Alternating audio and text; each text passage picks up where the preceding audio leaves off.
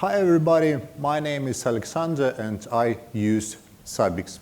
So some background information on me. Well, our company started as a really small team, mostly Linux, Unix oriented. Well, we loved BSD systems, Solaris, Linux, and didn't love anything else.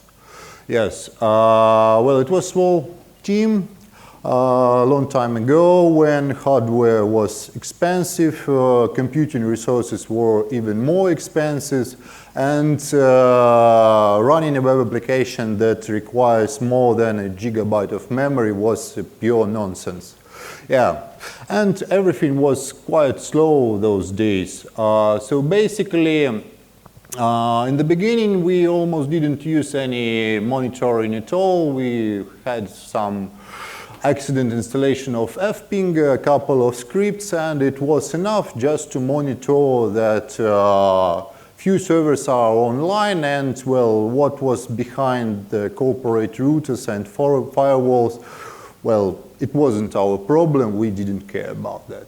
Well, if somebody called, we could troubleshoot it. Later we grew, we had more clients, more engineers, and not so much things to monitor. Well, the ecosystem grew, there were many different networks, and at this point we come to conclusion that we need some full-featured monitoring tool.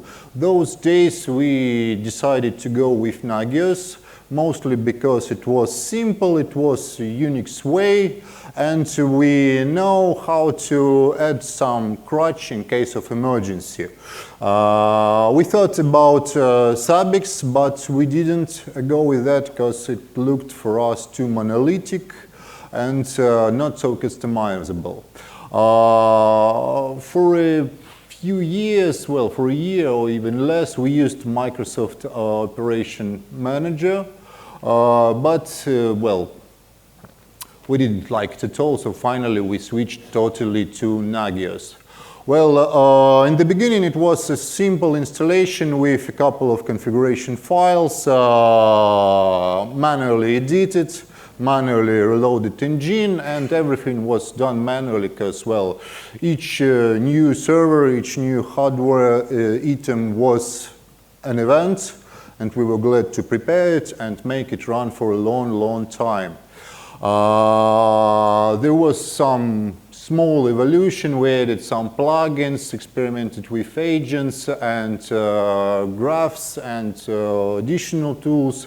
Well, we even tried to implement some kind of, well, at least access restriction, so our configuration was distributed into, well, in few different directories with different file access rights, and it was managed with CVS those days, so, well, we were able to roll back in case of some problems.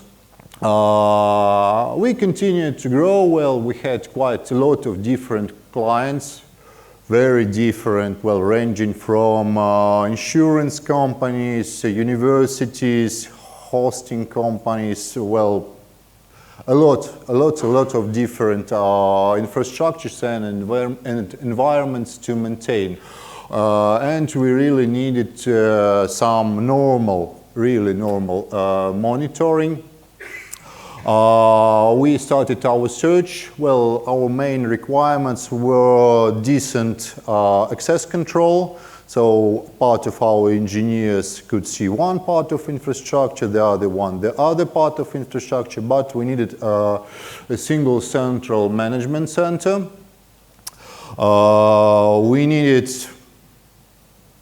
well, something similar to SLA, well, at least.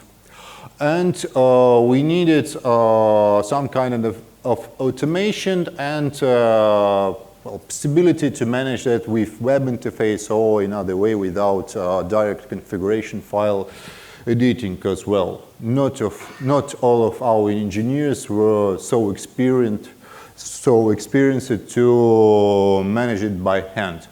Well, this way we decided to go with Centrion. Well, maybe somebody used it or maybe heard about it. Oh, Congratulations. Okay, it was a nice thing. Well, basically it compares to Nagios Enterprise version. Well, I think I'll show you some, yeah, sorry, I missed this plugin. Well, basically we chose it because it looked a bit better, and well, a few other things I told you already. So what we monitored? Well, we needed to monitor Linux, Unix systems, Windows. Well, we tried to collect as much information as we were able to, because our resources, well, our human resources were sparse, and we needed as much information as possible to be able to troubleshoot things efficiently. We monitored a lot of different phone solutions, regular stuff. So, well, Centurion was really good because we had a whole range of Nagios plugins and checks, and they're quite easy to develop and to maintain. Well, this is how it looked. We used automation at this time. So basically, we were able to automate addition of each software system through Puppet. So basically, when we added new server or new host, it was configured with Puppet, with defined roles, services, templates, everything else. Afterwards, the configuration was exported back from the host to Puppet with stored facts, and afterwards the Centurion main server pulled it and imported it to its database. So it was quite a heavy thing because, well, the problem was first that the Centurion used, well, it hadn't any API, so we needed to use a tool, scripted tool, well, called CL API, well, basically command line configuration utility. And it was quite resource extensive and slow. Well, basically, that's all. So we used a separate database server, 2 more brokers in central installation sites, and finally, we come to about 13 distributed brokers. Some of them we needed because of performance issues. The other one we needed because of compliance and security issues. They needed to be located on the remote locations. That's it.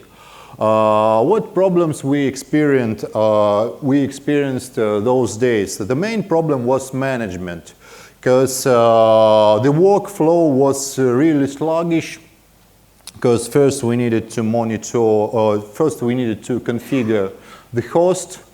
Then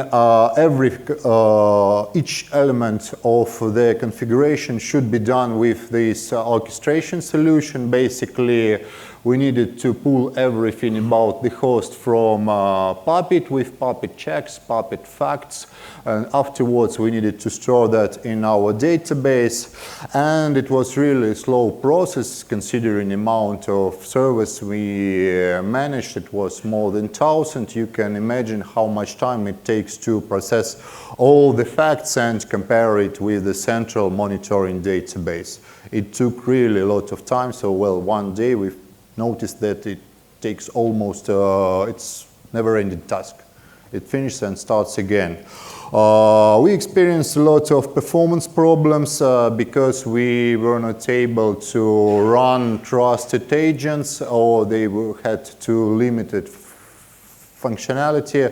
So basically all the monitoring was either active, either we needed to run manual checks. Well, not manual, basically the checks were initiated from the broker or from central engine. Well, another problem we experienced was script performance, because basically one of the nuances is that, well, Nagios and all Nagios-based solutions, they, well, it's just about one poller and a lot of scripts where all the logic resides. So basically, if you write a check, you need to put inside argument parser, you need to put inside system command you launched before, output parser, you need to compare, you need to exit with the proper exit code, and well, basically it took a lot of time. Well, we lacked the features in the agents, well, because they didn't allow us to perform a proper host authentication, so, well, we couldn't use passive checks, we couldn't trust, because, well, anyone could send us anything. That's it. Another big hassle was Windows management interface that we extensively used to monitor Windows, because the libraries and command line tools that were run on Linux hosts were really slow, and to maintain firewalls beside the monitoring and the end host was quite easy, because it's not the most system administration friendly protocol. Well, the biggest, well, one of the biggest problems was basically the thing that even though configuration was stored in the database, it should be manually, well, yeah, manually or automatically, it should be compiled in text files, loaded into central or the other polar engines, and only after that we could use that. So, well, each time you add something or remove something, you need a total full reload of the server, which took time. Another problem was management of remote nodes, because it was done with scripts, SSH, and, well, you easily could run in problems with permissions and similar issues. Also, the SLA was really limited. It was all about warning, critical, okay, unknown, and nothing else. So, well, depending on the support engineer, well, it was difficult to predict how he will react and how soon the problem will be fixed.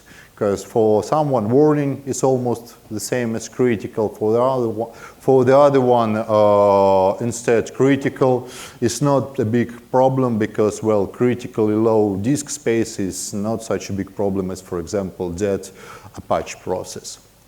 Yeah. Well, the base of this all was the integration, because, well, the system we used, it was distributed among different services, scripts, checks, cron tab jobs, and sockets, files, and everything else. So, well, minor problems could lead to stop of the monitoring totally. So, for example, let's have a look at the architecture. So basically it's a Nagios core, well, plain, the old Nagios architecture. So basically external tools, core logic, configuration, web interface programs. It's simple and works, and it's rock solid, stable. Well, it's great. Well, when we changed it, well, for example, have a look at the Nagios enterprise architecture.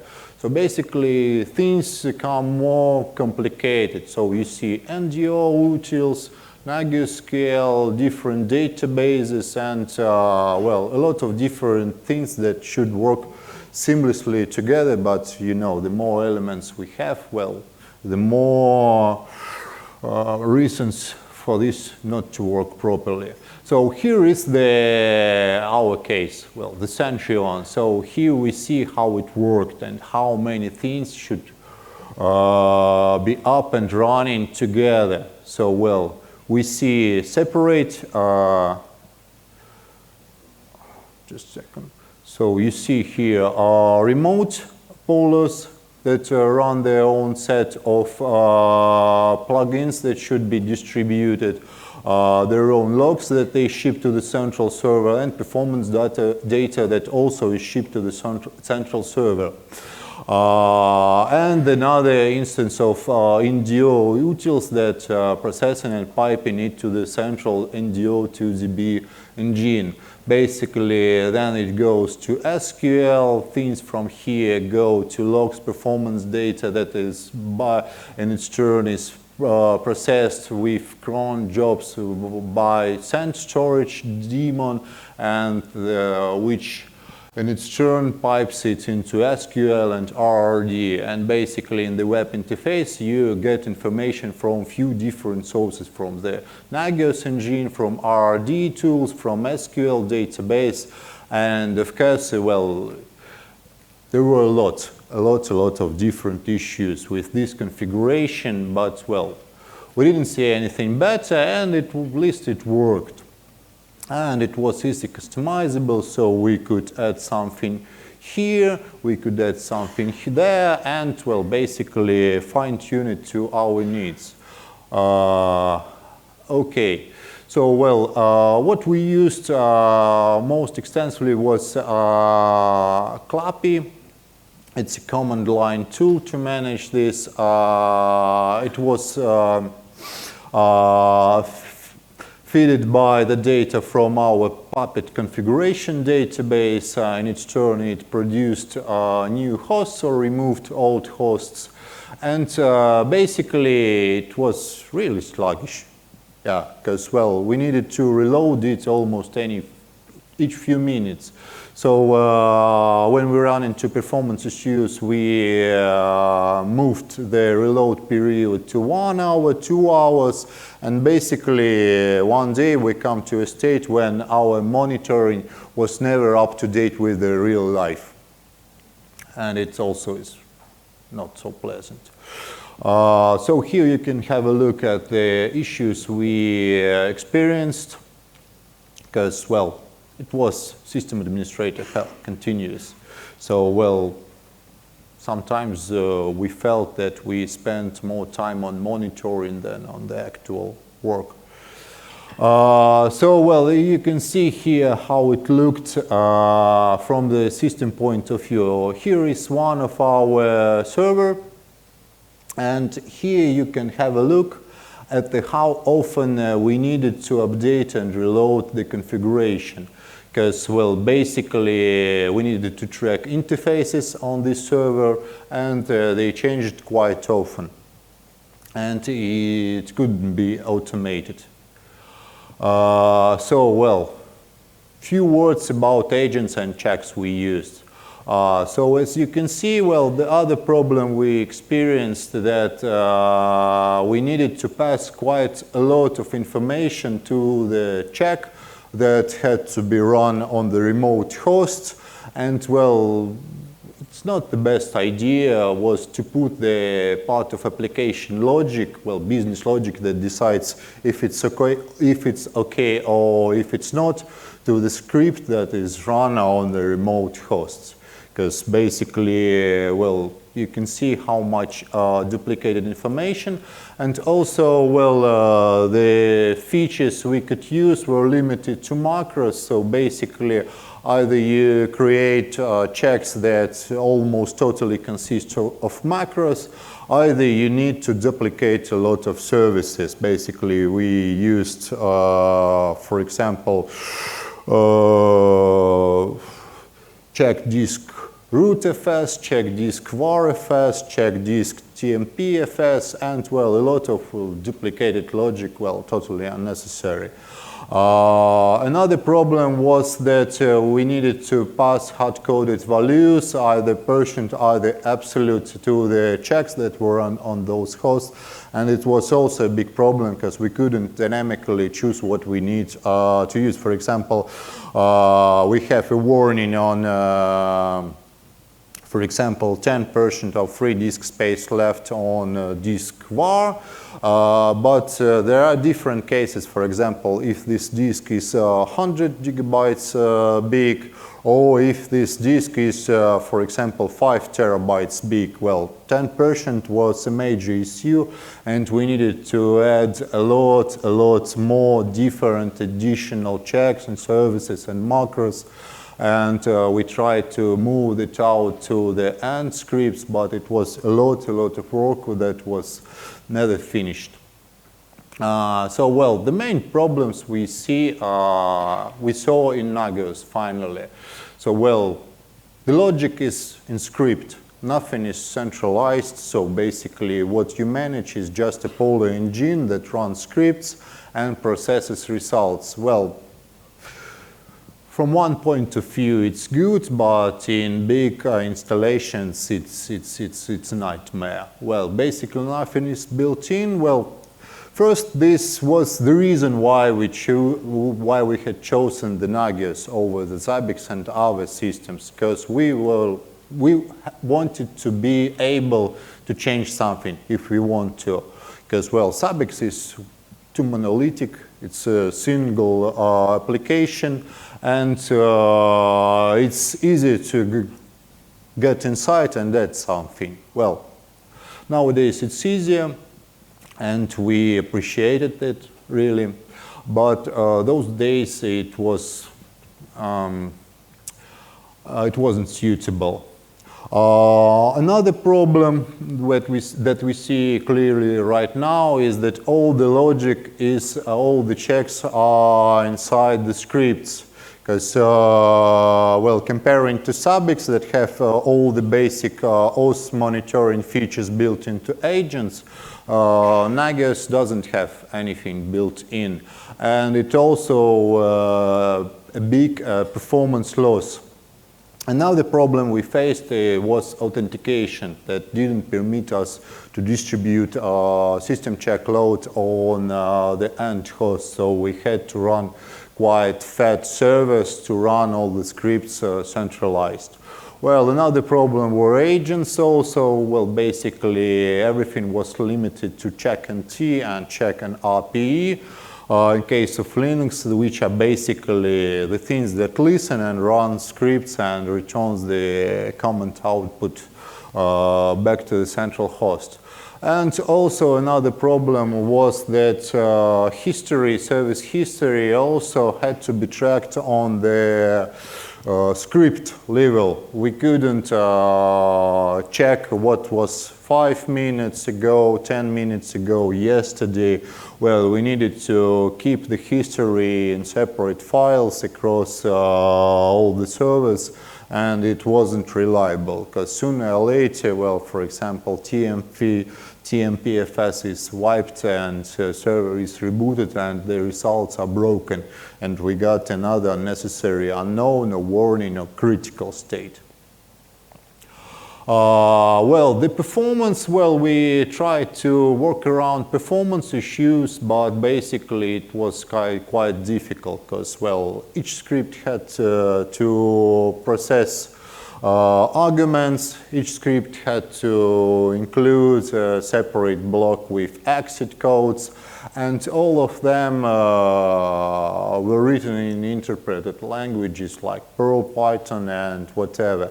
And depending on the system administrator that wrote this check, you could get a huge performance loss because, for example, one script used 5 Perl modules, another 5, and it always cost us a lot of time and resources because basically, besides script shipping to end hosts, we needed to ship all the libraries, all the dependencies, and it was a quite large list of packages to install just to monitor everything.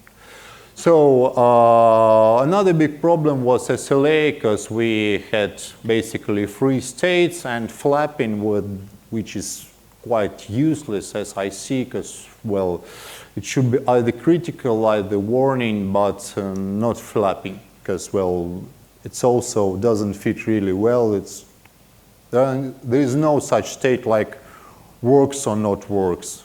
Well, it should be straightforward. So basically we used only warning and critical, and depending on specifics of the end hosts, well, it was quite difficult to maintain the critical and warning levels more or less adequate and to make them reflect the real state of the situation. Well, the UI was much better than in Nagios, but it's also basic. For example, you can have a look at the server report. Well, it's the availability data. Well, it's the service state availability report. Well, and basically it boils down to such pictures, nothing else. If we wanted a better report, for example, for a customer, well, we had a special trained guy with excellent ODBC connected to the Centrion database that was able to set up something usable. Okay. So, well, this spring we decided to give Zabbix a try. The main reason that we were starting quite large project, it was geographically and in any other dimension was quite big. We plan to support, well, we started it right now. It's about to support a really big distributed infrastructure across, well, 50 and something cities with a lot of different equipment and services, and we needed to maintain a really strict SLA and keep things clear. So it happened. Well, it took us only a day to set up a working server that was able to monitor and report something. We were surprised. Yeah, it was really straightforward. It's just install and launch. It took also less than a day to set up a distributed proxy with everything needed to run and monitor a remote network. Yeah, miracle. Yeah. So, well, it took us, about 4 or 5 days it took to collect the same scripts or set up wrappers around our existing scripts that we used with Nagios to make them work with Zabbix. It also was really easy, and, well, the situation wasn't like we search and can't find something. The situation, we just have a look at the long list of built-in sensors and decide what we want to turn off. Well, not to turn on. So, well, the deployment was really easy because, well, we used Puppet and using Zabbix automated installation, it was really easy to distribute agents, distribute proxies, and set up everything to work together, because basically, well, the orchestration part was limited to deployment of pre-configured Zabbix agents and distribution of SSL agents or SSL certificates, and everything else was done on the Zabbix part. We used auto-discovery that moved the servers to the relevant host groups and everything else. So it was a really easy part, so, well, there won't be such a long, interesting, adventurous story about how we moved from one system to another. It was really an easy task. So what else? The problems we faced were quite easy, so, well, we liked the feature with SSL authentication, and we finally could check on the server level that the host using this certificate is really this host, and it was simply transport layer protection. It was real authentication. And we wanted this feature long time ago, and it was really a good surprise for us to find it in the third version of Zabbix. What else? We really liked different levels of states, like okay, warning, critical, not so critical, and our ability to, well, add something new for us. So, well, we easily set up a few different queues in our support management queue. So we were able to track the real SLA of how problems are solved by our engineers, because, well, it was much better than before. The critical things really become critical, and not critical really stopped to be critical or warning or whatever. They just simply started to be normal tasks that need to be done. What else? What else? We like new user interface. It's usable. It's so friendly, and we loved it a lot. We loved the performance because, well, built-in Windows management checks were much faster than the ones we used before. And finally, when we switched off our prior Centrion pollers and brokers, well, we really had about, well, 90% of the CPU free. So, well, sorry to repeat again. Well, basically, it's the same thing I told before. Well, we liked inventory, so finally our technical support didn't need to go in different systems to check what hardware is used, or what software is used, or do it manually on the host. We finally get everything built in the single interface. We loved LLD feature because, well, it's become really an easy task to monitor, for example, network management, VLANs for new hosts. We loved API because finally we didn't need to run any scripts, and it can be built in. So we used that to integrate this with our four-a-month events to demote hosts and to add here Grafana installation. That was really easy and great to see. So, well, our automation process really become easy and automated. So, well, what we need to do is just install an agent. After that, everything is done in Zabbix, and everything is monitored and set up correctly. We cut down the number of servers we use for monitoring 3 times, really. Instead of 13, we use only 4 or 5. Well, and the main reason that you need to separate networks to be monitored. What else? What else? Well, you can have a look how simple it is now, and how more breakpoints we need to pass by. So, well, we really like Zabbix, and we are negotiation with our clients to change the prior Nagios installations we created for them to switch to Zabbix. And, well, most of them already agreed, so we do it soon. Better performance, we really can process much more data, and, well, we plan to put, well, about 100 sensors per server and track everything for years, because, well, it scales really good, and, well, the database performance is also really nice. Well, we loved the API and the ability to use Grafana on top of Zabbix, and, well, it's totally replaced our prior situation center monitors, well, that hang on the wall, and, well, basically this dashboard was done, well, in 10 minutes.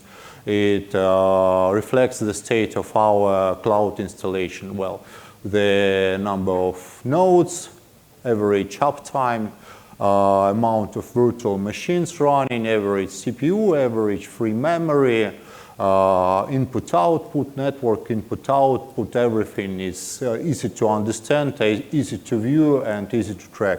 We have a couple of more screens hanging with alerts and other statistics. So basically the default Zabbix interface is used for furthermore deeper troubleshooting by our engineers. So any questions? Okay, thank you.